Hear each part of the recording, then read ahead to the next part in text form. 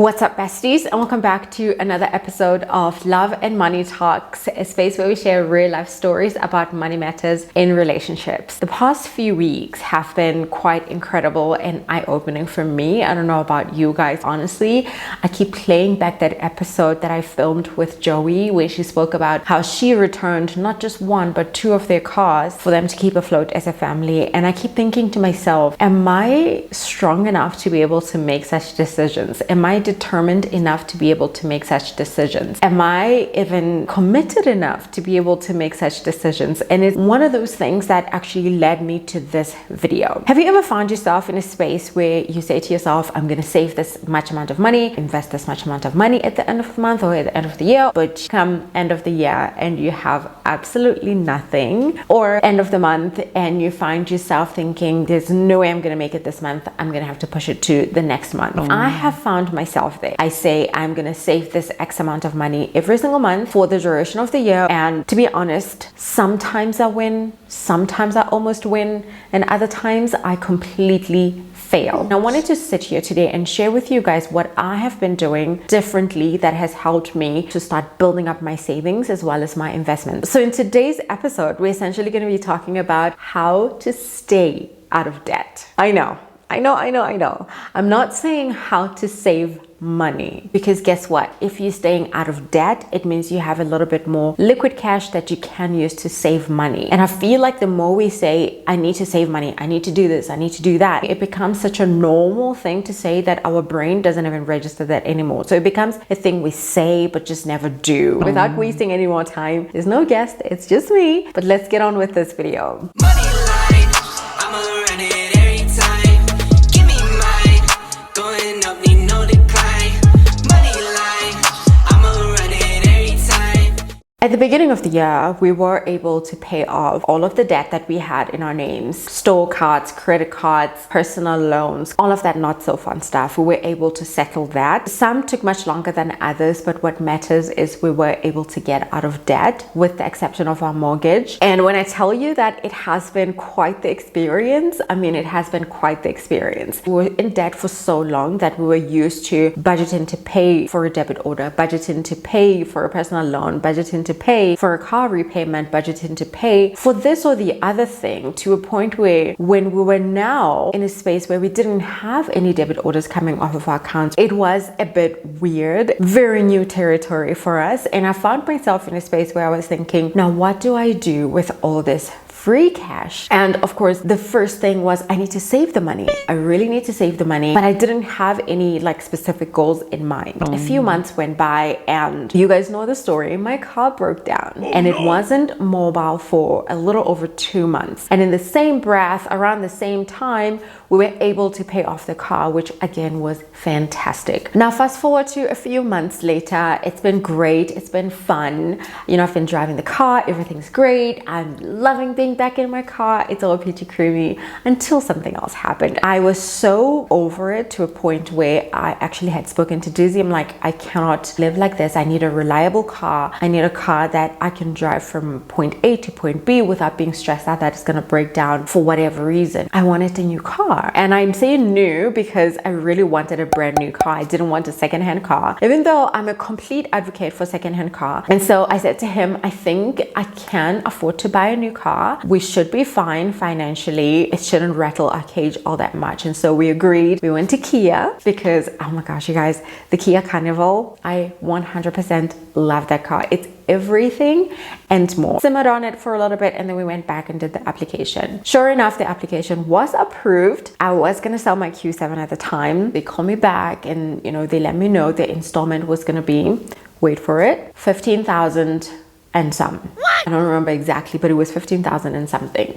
And I was like, okay, I can make that work. It's still fine. It's still within my budget. It's great. Let me call the insurance. So I shopped around for insurance. I ended up calling Outsurance and they gave me an insurance code for 2.8, like 2,800. And I was like, okay, that's a bit ridiculous. We negotiate. We managed to get it down to 2.1. That worked out to about 18,000 on just the car. Once the deal was approved with Kia, they kept calling me back. Are you gonna get the car? Should we order the car? Because it comes from their warehouse in KZN. I remember saying to the lady, can you just give me one night? Let me think about this. Let me let it simmer, and tomorrow I'll call you and I will let you know. In the night, I'm speaking to Daisy. I'm talking to him about it because he's really excited. The car is approved. Things are looking up. A part of me really wants to get up and go get that car. But reality of the matter is I cannot afford this car. And he looked at me like, what? I said, I cannot afford the car. The lifestyle I keep talking about, the get up and go on a trip if you feel like it, the get up and do this if you feel like it, that falls away. We have to live on a very tight budget. And I don't know if I'm ready for that. I don't know if I'm physically able to let go of all of that, because my leg room was that 20K. You know, I don't really want to tap into anything other than that money. And I said to him, I don't think I'm going to be able to get this car. I want it. I really want it, but I cannot afford the car. And so the next day I emailed the lady at Kia. I was too embarrassed to call her and tell her I'm not going to go through with the deal. So I emailed her and I said, thank you for everything, but I won't be going through with the deal. I called Outsurance and I said, please cancel that, because we had said beginning of the month was going to be the debit order date. And I said, please cancel that. I'm not going through with the deal. Of course, Kia called me trying to convince me otherwise, offering me, you know, cash back and this, that, the other thing. And I was like, all of which is great. All of which sounds ideal. But to be honest, I cannot in good conscience go through with this deal. I can't. It doesn't make financial sense. The interest rate they were giving me was 15 point something percent. That's prime plus. I can't. No. I was sad for a day that, you know, I have to let go of this dream of driving a Kia Carnival, which, to be honest, in hindsight, it wasn't even a dream. I have a fully functional car. It's a 7-seater. We can drive around comfortably in the car. I just was looking for the next new thing that was really not necessary. And had I not been able to pull out of the deal when I did, I would have had to commit to paying 20K, bleeding 20,000 every single month for the next 5 years on a car that wouldn't have brought me happiness. That's my story. Why am I sharing this story with you guys? Well, because it's hard to get out of debt and stay out of debt. I thought it wasn't a big deal. I thought it was just another one of those, I'm out of debt, I'm free, I can do whatever I want. But no, the psychology of it all actually kicks in once you are out of debt. It's staying out of debt that is difficult. Yes, there are temptations. I cannot tell you how many times I've been offered a credit card, how many times I've been offered a store card. Does it bother me? Yes, it bothers me. Does it tempt me? No, it doesn't. And here's how I'm able to not be tempted. These are the 5 things that I'm doing to make sure that I stay out of debt, and I hope it'll help you as well to stay out of debt, even if you're currently in the journey of getting out of debt, because best believe you can still relapse and get more debt. So this will hopefully help you stay motivated, stay on track to either keep paying off your debt or to keep staying out of debt. Number 1, I know my why, and you need to know your why. At the beginning of it all, many moons ago, when we tried to get out of debt, we said, let's get out of debt so we can save money. And to be honest, that never kept us motivated. We would stay motivated for a month only to relapse into a personal loan. Our why was never strong enough. You need to have a strong why. Whether it is, I need to build generational wealth for my family. You want your children to grow up and have the choice between going to study or starting a business, all of which they can do with their own money. You know how they say you must dream so big, people think you crazy? It's almost that analogy. My why am I staying out of debt? Why did I get out of debt? I want control of my life. I don't want anybody telling me what to do with my money. I don't want anybody telling me what I can or cannot do. I want control of my life. And as soon as I realized that, something in me clicked. It just wasn't about stacking up money in the basement. It just wasn't about saving up an emergency fund. It was just about, I need control of my life. Being able to decide what I want to do, when I want to do it with my own money. That is what motivates me. And you know, it didn't click to me while I was in the vicious cycle of getting out of debt, relapsing, paying off debt, and then almost relapsing. It didn't click. I used to say all the time, I want to live a lifestyle where if I want to go to Cape Town, I can just pick up and go. I want to live a lifestyle where if I want to go meet up with friends for lunch, I can do that without like having to shuffle things around and move money around in my bank account. I didn't realize in my mind that that very thing that I longed for so long, that I needed for so long, was the control. It was the control. I just wasn't phrasing it in a way that made sense to me then, and that made me want to stay committed to it then. It was just the thing I would say that I knew I needed, that I knew I wanted. I just didn't know what to call it. But now, since I've thought about, why do I need to have free money? Why do I need to free up my money? Why do I need to get out of debt? Is to have control of my life. So find a reason why you want to get out of debt. You want to stay out of debt, because once you have that, it will help you stay committed to getting out of debt if you're currently in the process of getting out of debt, and it'll help you stay out of debt. Find your why and stick to it. Number 2, be content with what you have. There's no need to upgrade or update. Things that don't need to be upgraded or updated. This is the keeping up with the Joneses kind of thing. Me trying to buy a Kia Carnival while I have a Q7, both 7-seaters. It didn't make any sense. I wasn't content with the car I had. I felt like I needed the next best thing, the new thing, the in thing, for me to be able to say, I am good. But in reality, getting that car, that new thing, would have actually taken away everything from me. It would have taken away the life that I want, the freedom that I so long for, the control that I need. The new thing looks very different for everybody. Believe me when I say you don't need the new thing. If it is not broken, why are you fixing it? Number 3, this one I'm sure you're going to relate to. Know your strengths and your weaknesses. I keep talking about how I want a lifestyle where if I want to get up and go to Cape Town, I can get up and go to Cape Town. If I want to get up and go shopping, I can get up and go shopping. However, let's be real. We all know that's not very sustainable. It can be done, yes, but it's not very sustainable, especially if you know that you're an impulse spender, and that's me. I'm an emotional spender. I think I should say that. I'm an emotional spender. When I feel sad, I want to buy things. When I feel down and under, I want to spend things. The only way for me to get out of it is to spend money. I know that's my weakness. Am I proud of it? Honestly, I don't feel anything about it. I just know that's who I am. And because I know that's who I am, I'm able to be on the lookout for that. I don't go to bigger shopping centers because I know I can only go to those shops, get what I need, and come back home. So you need to be able to know your strengths and know your weaknesses.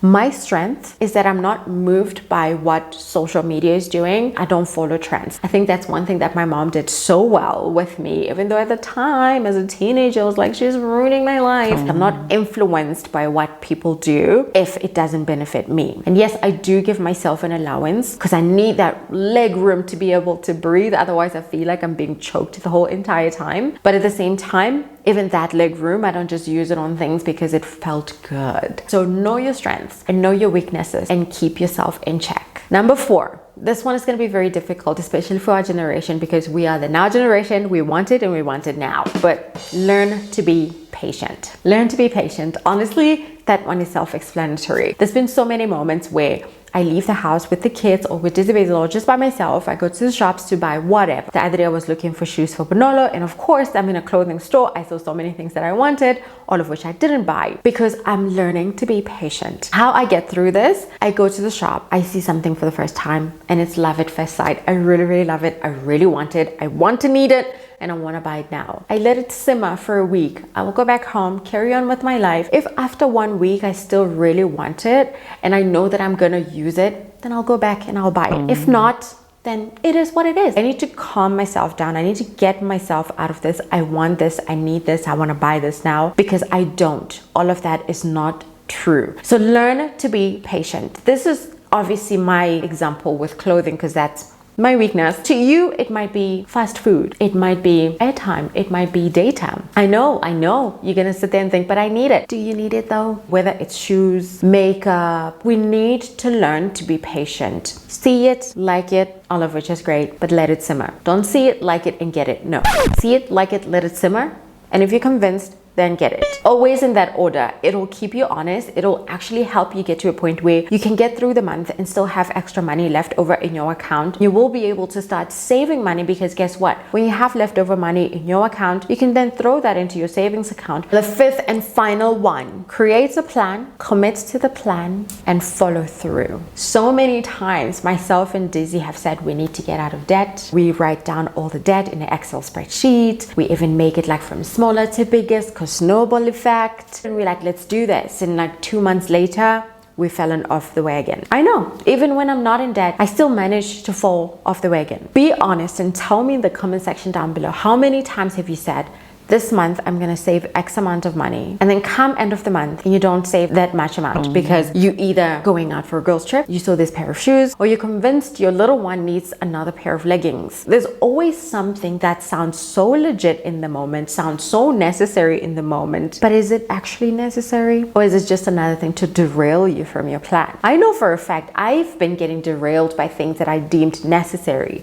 and needed to be done. They were absolutely not. I was not committing to my plan, and as a result I wasn't following through. So create a plan, commit to it, and follow through. Whether it's a plan to get out of debt or it's staying out of debt, and know your why and follow through, come rain or sunshine. Whether your family member or your uncle or your aunt or your cousin or your friend, your bestie from another mother comes and says, I need money, this, that, the other thing, if you don't have leg room for them, don't make it a priority for you. Don't let it derail your plan. Create a plan, commit to that plan, and follow through. It literally will change your life. That's what I've been doing. When I tell you guys that my life has changed around, I mean, like, my life has changed around. I have a plan, I'm committed to that plan, and I'm following through on that plan. That's what's up. It took me almost relapsing back into debt for me to realize that actually my why is not big enough. It's not motivating me. It's not encouraging me. It's not doing anything for me. I need a new why, a why that speaks to me, a why that goes so deep into my core that no matter what happens, I cannot walk away from it. And that for me is taking control of my life. I know what it felt like when I was in debt. I know how discouraging and how sad it was when I got my salary and it would just be gone the next day because all these debit orders are like wild dogs in my bank account, you know? And I still have to like wait for another paycheck so that I can do the same thing. I know how that felt. If you are that person going through that, there's hope. I promise you there's hope. Never ever lose hope. You just need to follow through your plan. But honestly, if there's anything that I really want you guys to take away from this video, is to know your why and make it so big that even if a family member showed up at your house to try and convince you otherwise, you will not be shaken. Know your why. Be content with what you have. Know your strengths and weaknesses. Learn to be patient. Create a plan, commit to the plan, and follow through. That's it. That's the tea. I hope you have learned something out of this video. Let me know in the comment section down below, what's the key takeaway for you from this video today? I know it's a bit different. I wanted to share with you guys my story, how my psyche has had to be turned upside down just for me to be able to say, I'm not going back there. I'm not going back into the trap of debt. I'm not doing that. Also, I'm interested to find out, have you been out of debt and relapsed back? The one thing we need to be aware of is that the system is not designed for us to win. The system is designed to trap you regardless of what you do, whether it's through a credit card, whether it's through an overdraft, whether it's through a personal loan or one or another, some sort of debt. The system is meant to trap you, and the longer it traps you, the more it wins, because you're not winning from being in debt. Just remember that. If all else fails, just remember that. It is up to you to fight with everything you have to make sure that you get the life you want for yourself, for your children, and their children, and live it gloriously and unapologetically. So thumbs it up. I hope you enjoyed, and we'll catch you besties on our next video. Bye besties.